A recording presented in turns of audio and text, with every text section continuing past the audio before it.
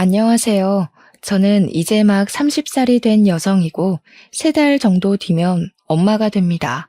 요새 제 남편과 저는 제 뱃속에 있는 우리 축복이가 누구를 닮았을지 궁금해하며 설레는 마음으로 살고 있어요.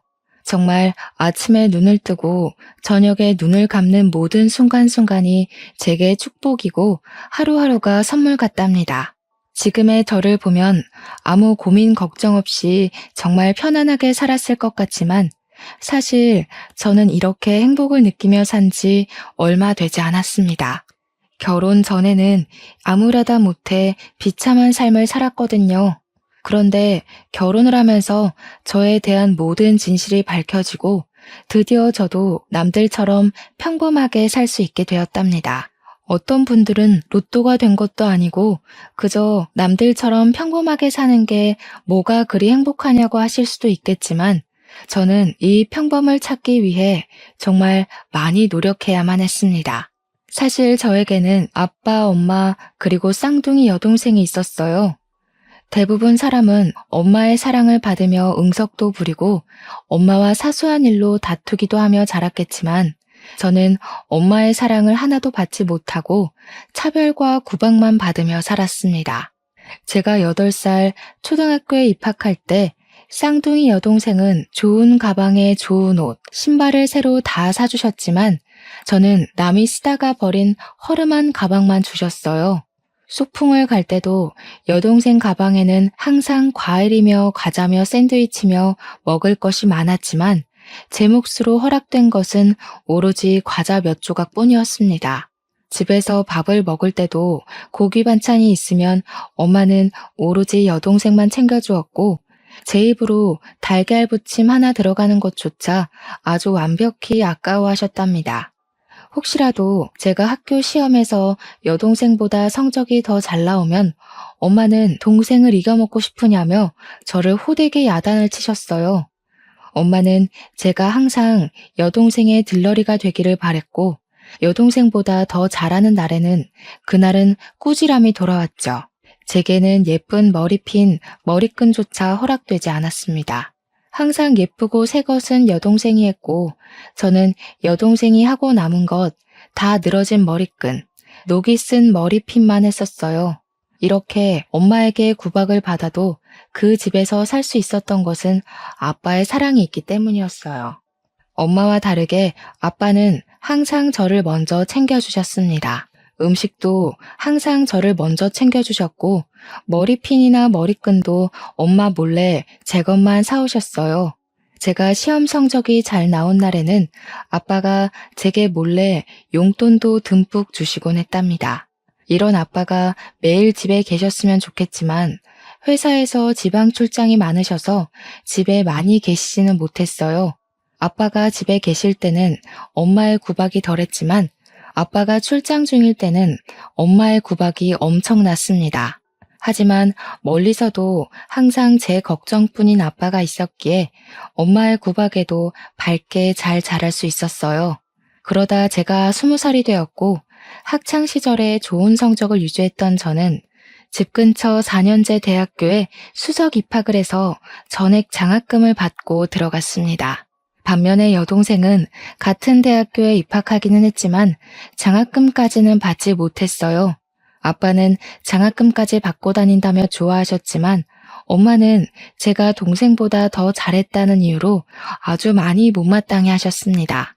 그리고 제가 이제는 성인이 되어 동생의 학자금을 벌어야 하니 제게 아르바이트를 해서 돈을 벌라고 강요하셨죠.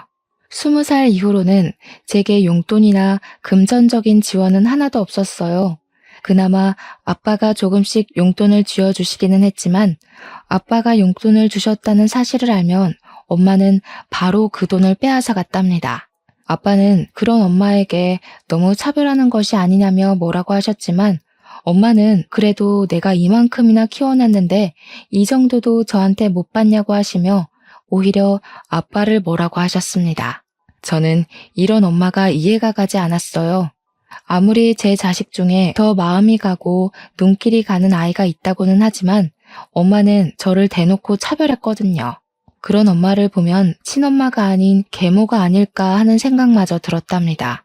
차별하는 엄마를 벗어나 기숙사에 살든 자취를 하고 싶었지만 아빠는 나가서 살면 고생이라고 하시며 제가 집에서 살기를 원하셨습니다. 대학교가 먼 것도 아니고 집에서 10분 거리에 있는데 굳이 나가서 살 필요가 있냐고 하셨어요. 그러면서 어차피 시집 가면 평생 떨어져서 살 텐데 미리 떨어져서 살고 싶지는 않다고 하시더라고요.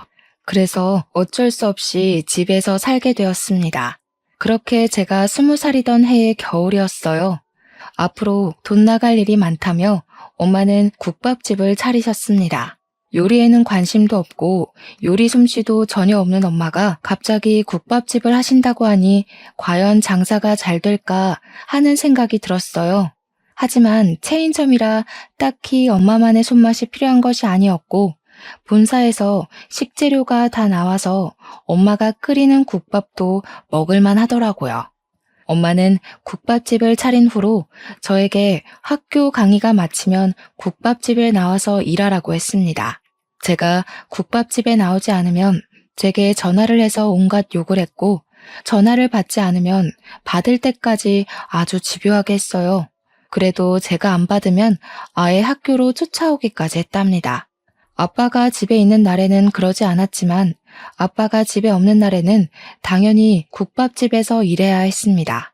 반면에 여동생은 정말 아무것도 하지 않고 그냥 공부만 했어요. 대학교 학비는 물론이고 용돈까지 한 달에 50만 원씩이나 받으며 아주 넉넉하게 생활했지만 저는 돈 한 푼도 받지 못했습니다. 그렇게 1학년 내내 엄마의 국밥집에서 일만 하다 보니 대학교 성적은 모두 다 CD뿐이었어요. 제가 수석 입학으로 전액 장학금 대상자이긴 했지만 상위 30%의 성적을 유지했을 때 받을 수 있었기에 저의 장학금도 취소되어 버렸답니다. 저는 다시 학비를 내야 하는 상황이 되어 엄마한테 말을 하니 엄마는 저의 학비를 내주지 않을 것이라고 하셨어요.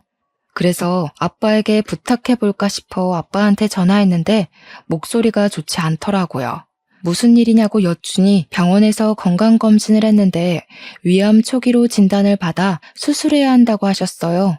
게다가 회사에서는 지금 사정이 좋지 않아 더는 월급을 줄 수 없다며 미안하지만 퇴직하라고 하셨대요. 그래서 어쩔 수 없이 아빠는 다니던 회사를 관두시고 위암 수술을 진행해야만 했습니다. 아빠는 퇴직당하시고 병원비까지 나가야 하는 마당에 저는 대학교를 더는 다닐 수가 없다고 판단되어 결국 학교를 자퇴하게 되었어요. 그리고 저는 아빠의 옆에서 병간호했죠. 아빠가 왜 학교에 가지 않느냐고 물으셨는데 그냥 적성이 잘 맞지 않아서 그런다고 하며 대충 얼버무렸네요. 아빠는 자신의 꿈을 찾아야 할 시기에 아빠의 곁에만 있는 제가 걱정되셨는지 제게 공무원 시험 준비를 하라고 했어요. 처음에는 공무원이 되는 것이 그다지 좋지는 않았지만 곰곰이 생각해보니 지금 로또가 되지 않는 한 다시 대학교에 갈 수는 없잖아요. 고졸인 제가 좋은 회사에 들어가기도 힘들고요. 그럴 바엔 차라리 공무원 시험을 보는 것이 낫겠다는 생각이 들어 아빠의 병원에서 일단 공부를 시작했습니다. 원래 성적이 좋아서 그런지 공부가 그렇게 어렵지는 않았어요. 다행히 아빠도 수술 후 증상이 빨리 회복되어 한 달 만에 퇴원하셨습니다. 그 뒤로 아빠는 엄마와 함께 국밥집에서 일하셨고 저는 독서실을 다니며 공무원 공부를 했어요. 그렇게 공부한 지 1년 만에 합격하여 제가 살던 곳 근처에 동사무소로 발령을 받았습니다. 그곳에서 근무하고 처음으로 급여를 받았던 날, 저는 아빠의 내복을 샀어요. 엄마의 내복은 솔직히 사기 싫었지만 그래도 그동안 저를 키워주신 분이니 같이 샀습니다. 내복을 사서 집에 들어갔는데 원래는 한창 가게에서 일할 시간인데 부모님이 집에 계시더라고요. 내가 그래도 입양한 딸 저렇게까지 키워놨으면 됐지 뭘 더 하라는 거예요? 난 진미한테 줄 돈 한 푼도 없어요. 당신은 어떻게 사람이 그래? 그동안 그렇게 받아놓고 진미한테 어떻게 그래? 나는 입양한 딸이어도 내 딸처럼 키웠어. 진미와 경미 하나도 차별 없이 키웠다고. 아이고, 당신이 진미 챙긴다고 경미 무시했던 거 모를 줄 알아요? 어떻게 자기 딸을 무시하고 남의 자식을 그렇게 키울 수 있어? 진짜 눈물 난다, 눈물 나. 부모님이 집에서 큰 소리로 싸우시고 계셨는데 가만히 들어보니 제가 입양된 딸이라는 거예요. 그래서 엄마는 저를 그렇게 미워하고 구박했고 반면에 내 쌍둥이 동생 경미는 친딸이었기에 금지오겹 키웠던 것이었습니다. 이제야 엄마가 저에게 했던 행동들이 다 이해가 갔어요. 저는 충격을 받아 들고 왔던 내복을 그대로 떨어뜨렸습니다. 집에서 갑자기 뭔가 떨어지는 소리에 깜짝 놀란 부모님이 나오셨어요. 지금 이게 다 무슨 소리예요? 제가 입양된 딸이라고요? 그래, 너 아기 때 내가 보육원에서 데리고 왔다. 불쌍한 년 내가 걷어서 키웠다고. 당신은 어떻게 애한테 말을 그렇게 해? 그게 아니고 진미야, 사실은 말이다. 아빠는 저에게 무슨 말을 더 하시려고 했지만 보육원에서 저를 데리고 왔다는 엄마 말에 충격을 받아 아무 소리도 들리지 않았습니다. 그래서 그렇게 저만 보면 못 잡아먹어서 안달이셨어요.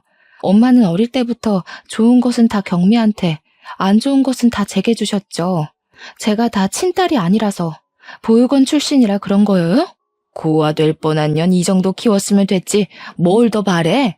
솔직히 네가 지금 이렇게 공무원 된 것도 다 내 탓 아니야? 내가 너한테 밥도 주고 옷도 주고 했으니까 이렇게 된 거 아니냐고. 경미가 먹다 남긴 밥이요?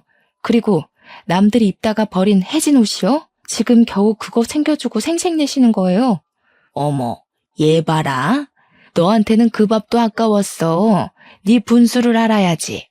넌 처먹을 자격도 없었어. 막말로 내가 너를 보육원에 보내지 않은 게 어디냐? 어? 너는 나한테 평생 감사하다고 절하면서 살아야 돼. 알겠어?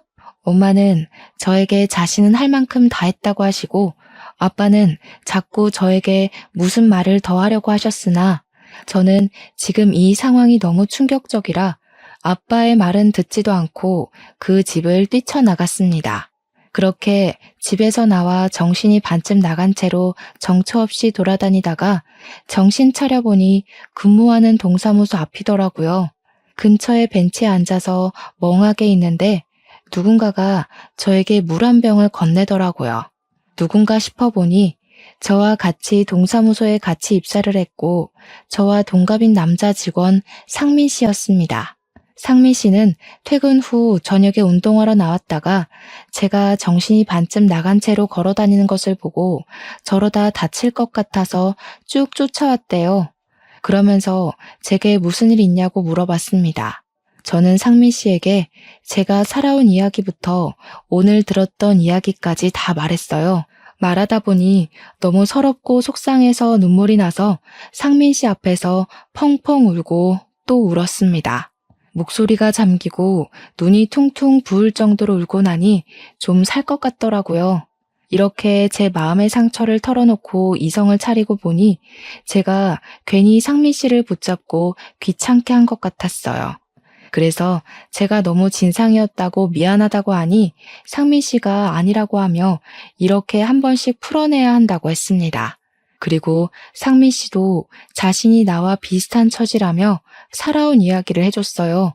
상민 씨도 아기 때부터 19살 때까지 보육원에서 살다가 퇴소를 했대요. 그 후 일단 고시원에 들어가서 9급 공무원 책을 사서 하루에 3시간만 자고 삼각김밥만 먹으며 죽자사자 공부했고 2년 만에 합격해서 지금 근무하는 이 동사무소로 발령을 받았답니다. 그런데 상민 씨는 본인 명의 아파트가 있었거든요. 그래서 동기들끼리 우리 중에 제일 부자라고 하며 다들 부러워했단 말이에요.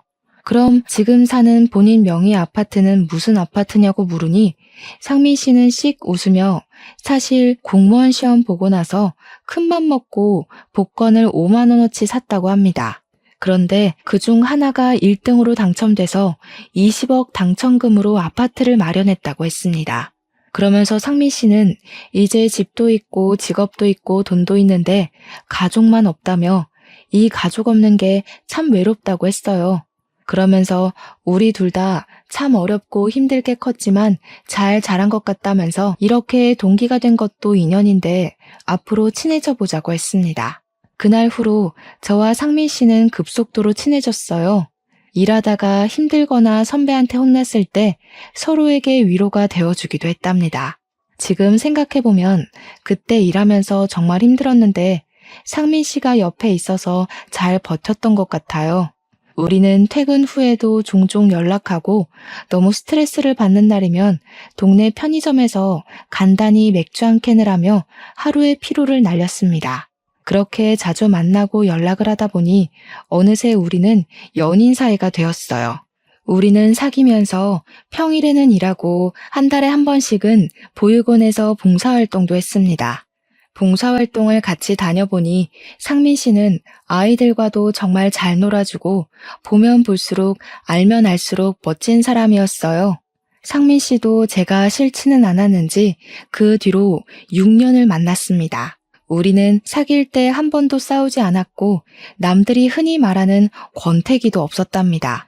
하루는 평소처럼 데이트하다가 결혼에 관한 이야기가 나왔어요.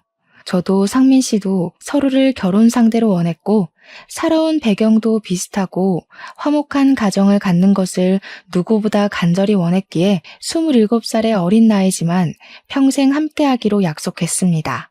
상민 씨는 부모님이나 가족이 없기에 상민 씨가 우리 집으로 와서 부모님께 정식으로 인사를 드리기로 했어요. 제가 집에 결혼하고 싶은 남자를 데리고 온다고 하자 아빠는 제가 결혼할 사람을 데리고 온다니 엄청나게 좋아하셨지만 엄마와 경미는 못마땅한 표정을 지으셨어요.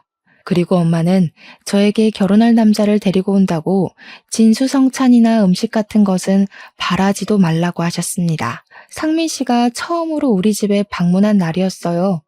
상민 씨는 잘 보이려고 정장을 입고 과일 바구니를 들고 왔는데 엄마는 음식은커녕 다과조차도 준비하지 않으시고 상민 씨를 그저 위아래로 훑어보셨습니다. 엄마의 그런 모습을 보는데 정말 어찌나 얼굴이 화끈거리고 민망하던지요. 그래도 아빠가 아주 반갑게 맞이해 주셨네요. 그래, 너도 공무원이라고? 부모님은 뭐 하시고? 사실 저도 보육원에서 자라서 부모님은 계시지 않습니다. 그래? 아주 끼리끼리 잘 만났네. 그래도 둘 다 보육원에서 낳았는데 공무원까지 된 거 보면 성공했네. 그런데 고아라서 결혼하면 사위덕 보고 싶었는데 비싼 혼수 같은 거는 꿈도 못 꾸겠다. 그래도 공무원이면 적지 않은 돈은 벌지? 다달이 용돈이나 좀 줘. 당신은 어떻게 애들한테 말을 그렇게 해? 이 사람 말 듣지 말고 그저 둘이서 잘 살기만 하면 된다. 알겠지? 내가 그동안 얘를 열심히 키워서 이렇게 성공시켜놨는데 나도 그 정도는 받아먹고 살아야지. 내가 꽁으로 쟤 키웠어? 그만 좀 해. 미안하다 얘들아. 참, 그럼 결혼하면 집은 어떻게 할 거니? 어쩌긴 뭘 어째. 당연히 우리 집에 들어와서 살든가 해야지. 보육원 출신인데 뭐 집이라도 있겠어? 사실 상민 씨 아파트가 있어요. 거기에 들어가서 살 거예요. 아파트가 있어? 몇 평인데? 어디에? 아니, 보육원에서 자랐으면 친척도 없을 텐데 요새 같은 시대에 어떻게 집이 생겼대? 그냥 어쩌다가요. 집은 28평이고 우리 집 근처예요. 엄마는 저와 상민 씨가 돈으로만 보이는지 용돈을 다달이 무조건 달라고 하시고 상민 씨가 아파트가 있다고 하니 아주 좋아하는 것이 눈에 보였습니다. 저는 그런 엄마의 모습을 보니 상민 씨한테 정말 미안하고 민망했어요.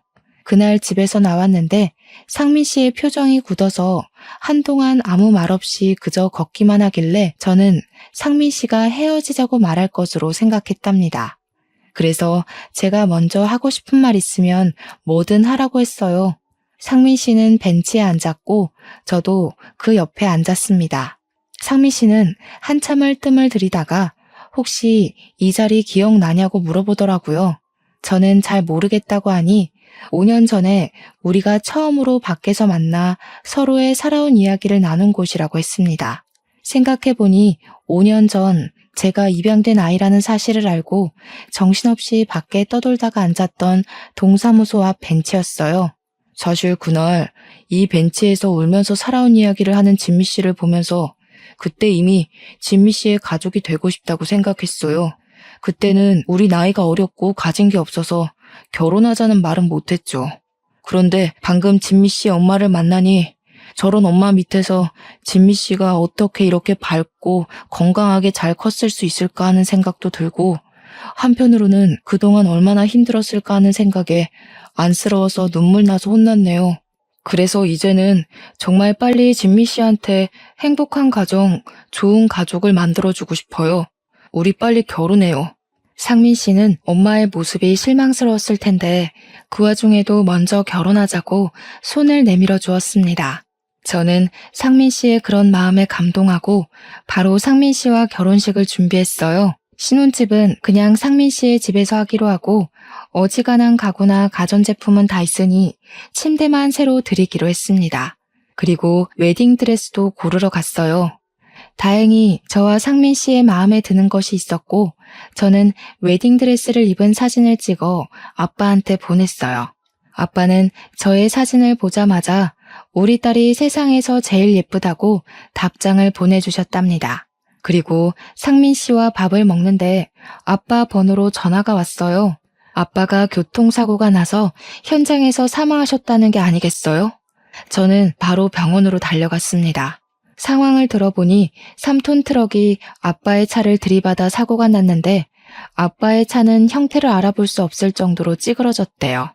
저는 바로 엄마와 경미한테 전화를 했습니다. 그런데 아무도 전화를 받지 않더군요. 저는 생각지도 못했던 아빠의 장례식이라 충격을 받아 손만 덜덜 떨고 있었어요. 그런 저를 상민 씨는 꼭 안아주고 제 옆을 지켜주며 차분하게 장례 준비를 도와주었답니다. 빈소가 다 차려지니 그제야 엄마와 경미가 왔어요. 제가 너무 짜증이 나서 도대체 어디에 있었길래 아빠가 저렇게 될 동안 연락도 없었냐고 하니 둘이서 랍스터를 먹으러 갔었대요. 그러면서 엄마는 이렇게 갑자기 사고가 날 줄 알았냐고 하며 오히려 제게 화를 내는데 정말 어이가 없었습니다. 아무리 그래도 한평생을 같이 산 부부인데 어떻게 사람이 저럴 수 있나 싶더라고요. 경미도 슬퍼하기는커녕 아무 생각이 없었습니다. 마음 같아서는 저 두 모녀의 머리채 붙잡고 싸우고 싶었지만 그래도 아빠의 장례식장을 싸움터로 만들 수는 없으니 그냥 꾹 참았네요.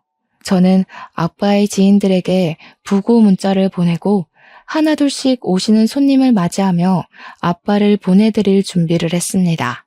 그리고 다음날 오전 입관식을 했어요. 누워있는 아빠를 보니 그저 눈물만 나더라고요.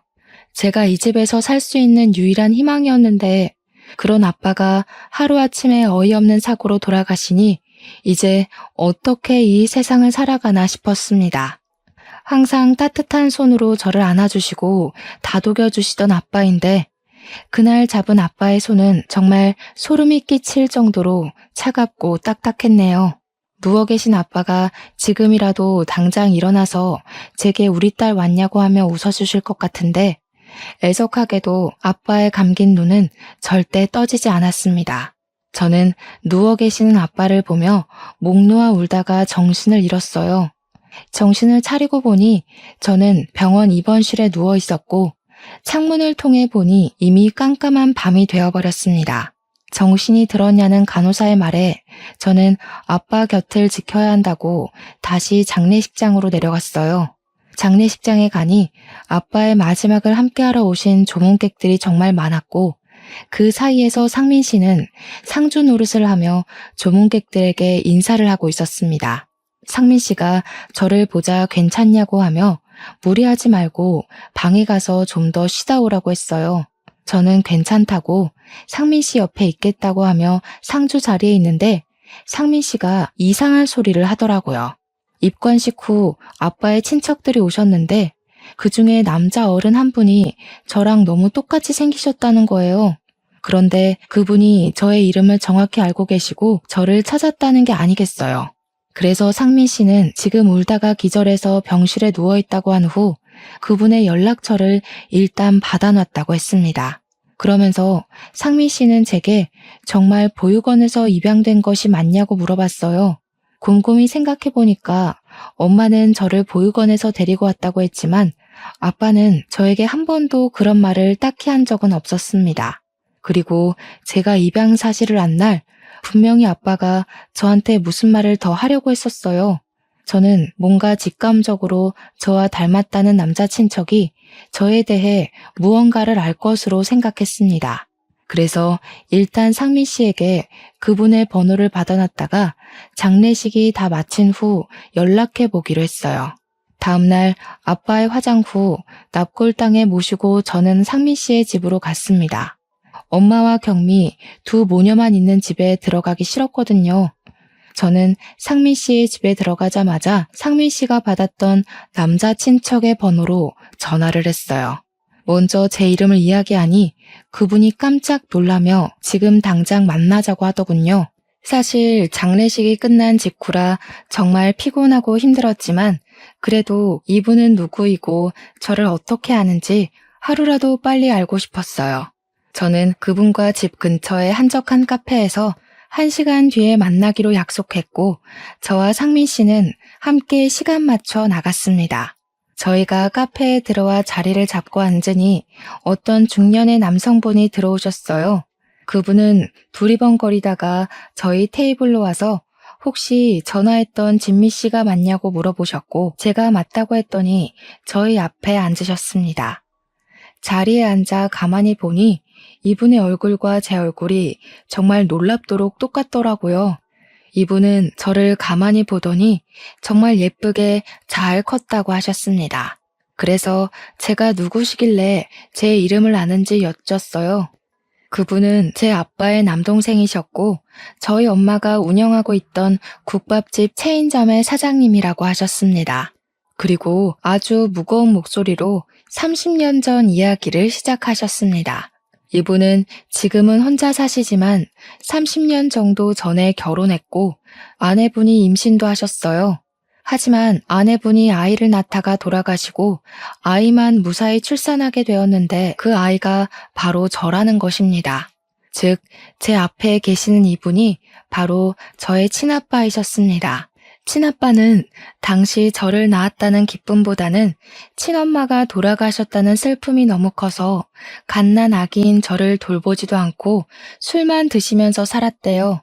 그런 모습을 보신 저의 할아버지와 할머니는 이러다가 어린 제가 잘못될 것 같아 당시에 아이가 없던 저를 키워주신 양아빠의 자녀로 만들었던 것이었습니다. 저는 친아빠의 이야기를 듣고 너무 어안이 벙벙해서 한동안 말을 하지 못했어요. 진작에 나타나지 않았던 친아빠가 원망스럽기도 하고 또 이제라도 만났으니 반갑기도 하고 정말 오만 가지 감정이 다 휘몰아쳤습니다. 한참을 말을 잇지 못하다가 겨우 제 감정을 추스르고 친아빠에게 그동안 제가 얼마나 힘들게 살았는데 왜 그동안 나타나지 않았느냐고 물었어요. 친아빠는 1년 정도 술에 취해 살다가 정신을 차리고 나서 다시 저를 데리고 오려고 했었답니다. 그런데 양엄마가 남자 혼자 어떻게 딸아이를 키우려고 하냐며 이왕 이렇게 된 거 저와 경미 둘이서 한 자매가 되어 서로 의지하며 사는 게 보기 좋을 것 같으니 그냥 자신이 키우겠다고 했대요. 그러면서 저에 대한 양육비만 달라고 하길래 친아빠는 다달이 돈과 제가 사용할 학용품과 옷, 생활용품을 보냈다고 했습니다. 그 뒤로 친아빠는 좋은 아빠는 되지 못해도 어디서 꿀리지 않는 아빠가 되기 위해 국밥집을 하나 차렸고 속된 말로 뼈와 영혼을 갈아 넣어 크게 성장시키고 확장시켜 체인점까지 냈다고 합니다. 그리고 제가 20살이 되던 해 양엄마가 저의 대학교 학비를 내야 한다며 돈을 더 많이 달라고 요구해서 차라리 이럴 바엔 일자리를 줘야겠다는 생각에 국밥집까지 열어주었대요. 저는 친아빠의 말에 너무 황당했습니다. 저는 학교 다닐 때 새 가방, 새 옷은 구경도 못했고 항상 헝가방과 남이 입다 버린 옷만 입고 지냈거든요. 게다가 제가 용돈을 달라 그러면 양엄마는 제게 줄 돈 따위 없다며 구박만 했습니다. 저 학교 다닐 때 새 가방, 새 옷 한 번도 입지 못했어요. 대학교 학비요? 저 대학교 장학금 받고 입학했어요. 그런데 엄마가 하도 저한테 국밥집에서 일하라고 시키는 바람에 결국엔 성적을 유지하지 못해서 장학금도 취소되고 그 뒤로 제 학비는 제가 직접 마련하라는데 무슨 수로 마련하겠어요. 게다가 저를 키워주신 양아빠는 그때 회사에 잘려서 그냥 대학교 포기하고 공무원 시험 봤어요. 저는 한 번도 아빠의 돈과 선물을 받은 적 없었어요. 그랬다고? 형수는 매번 받아서 다 너한테 줬다고 했었는데 그래서 형수가 형한테는 따로 말하지 않아도 된다고 했었구나. 사실 형수가 매번 돈을 받으면서 형한테는 따로 이야기하지 말라고 신신당부를 했었어. 형이 동생한테 돈 받는 것에 대해 자존심 상해한다고 말이야.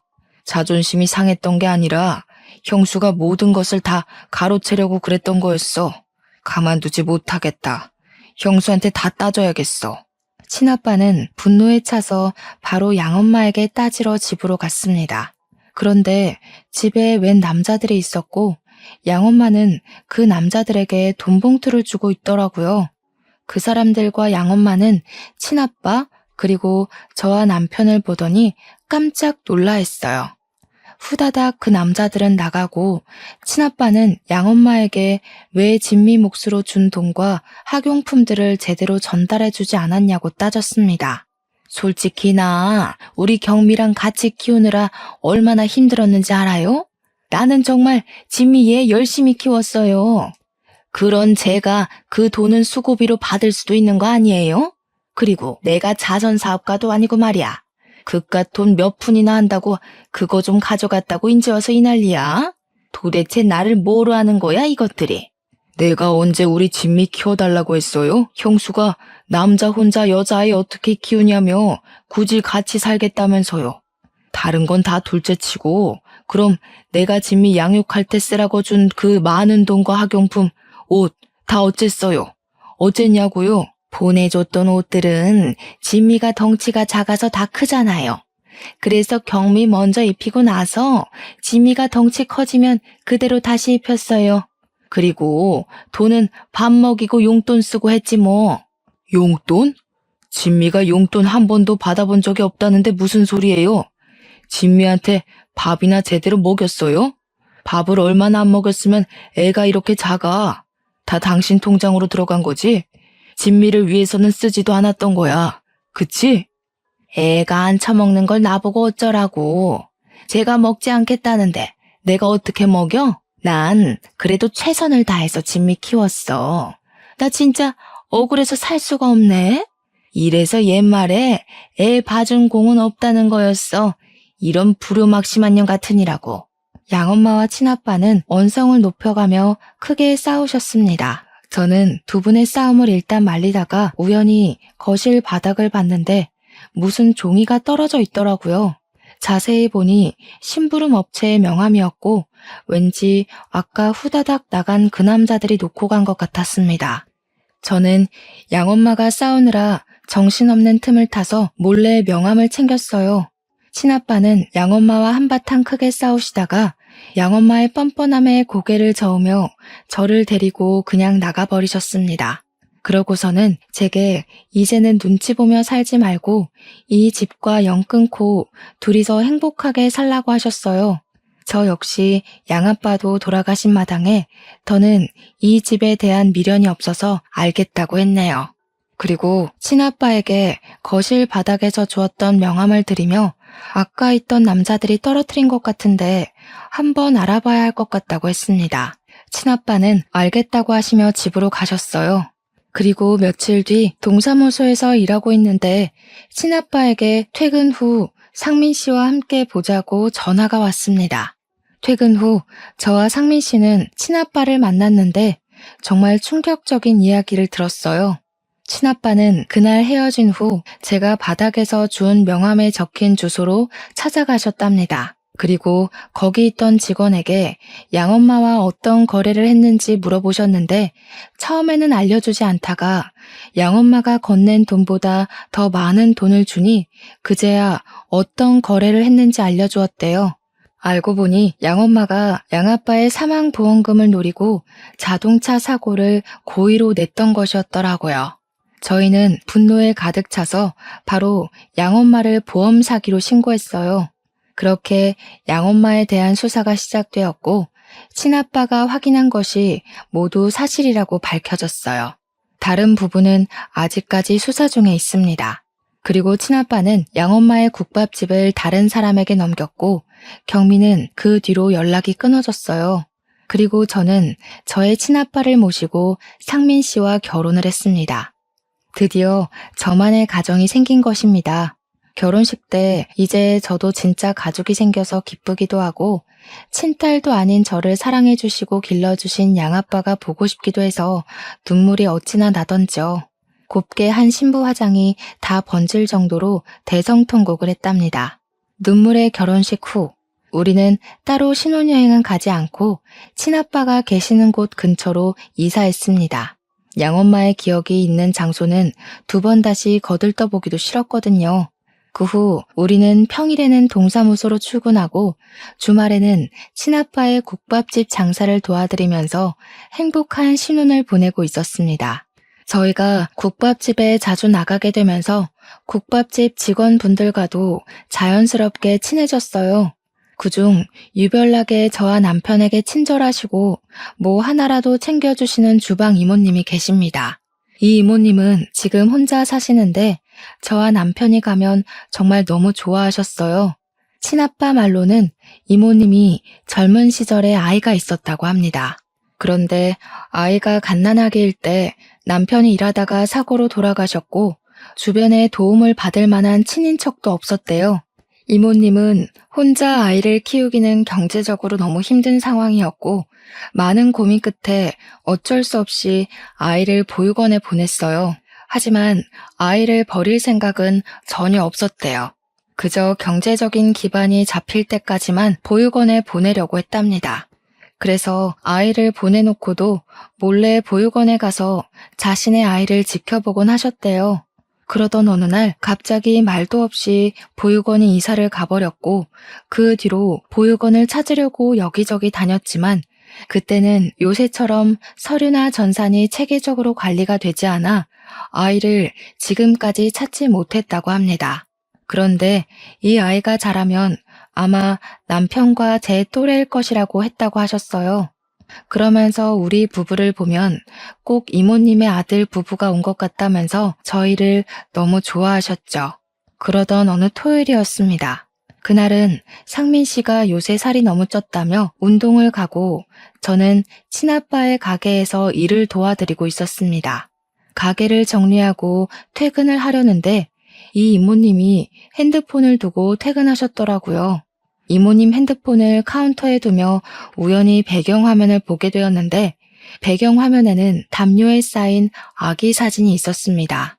딱 봐도 오래전에 인화된 사진을 핸드폰으로 찍은 것 같았어요. 그런데 이 담요가 어디선가 많이 본 것 같더라고요. 담요에 대한 기억을 더듬어가고 있는데 이모님이 핸드폰을 두고 갔다며 들어오셨습니다. 네, 왜 그런 생각이 들었는지 모르겠는데 이모님의 얼굴을 보는 순간 묘하게 남편의 얼굴이 겹치더라고요. 그러면서 남편이 보육원에 있던 시절부터 사용했던 담요라며 제게 보여준 기억이 났어요. 저는 제가 들고 있던 핸드폰을 이모님께 건네주며 핸드폰 배경화면에 있는 담요에 쌓인 아기 사진은 어떤 사진이냐고 여쭸어요.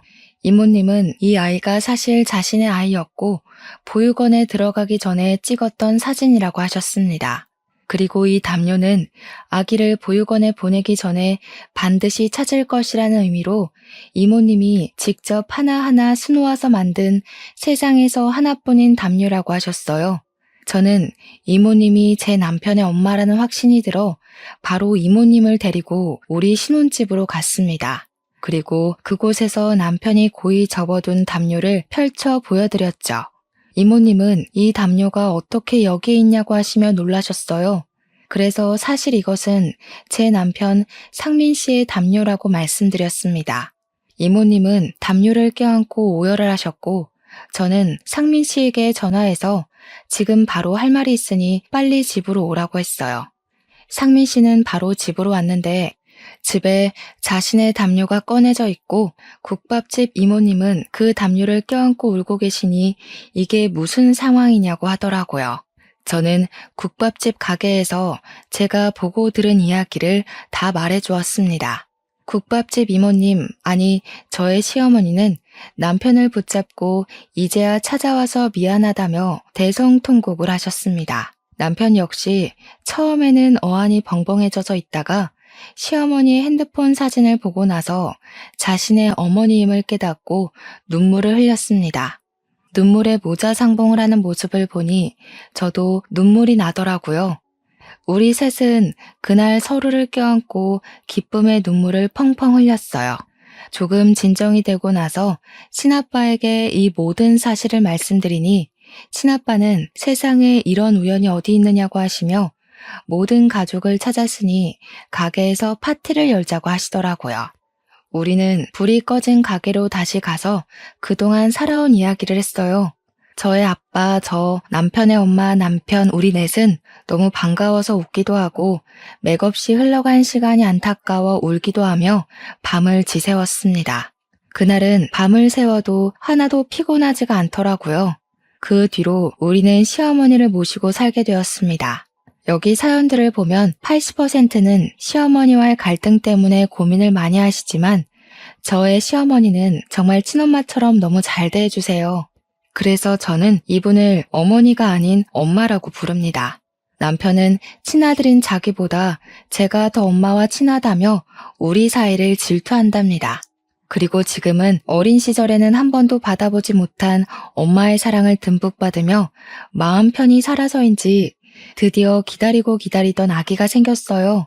사연을 시작하기 전에 말씀드린 것처럼 지금 임신 7개월 차이고 딸이랍니다.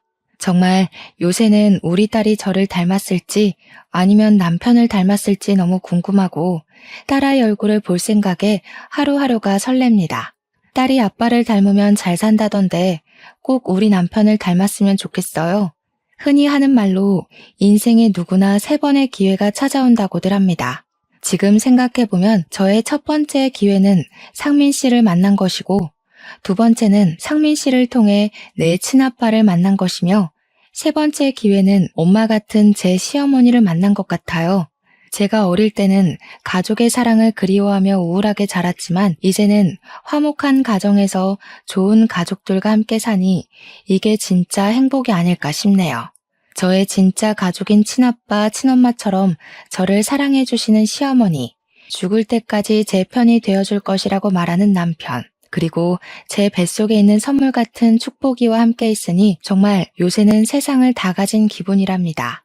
그리고 3개월 뒤에 태어날 제 딸 축복이에게는 제가 어릴 때 받지 못했던 사랑을 듬뿍 주며 멋진 여성으로 키워서 세상 사람들에게도 사랑받을 수 있는 아이로 키우고 싶습니다. 저의 사연은 여기까지입니다.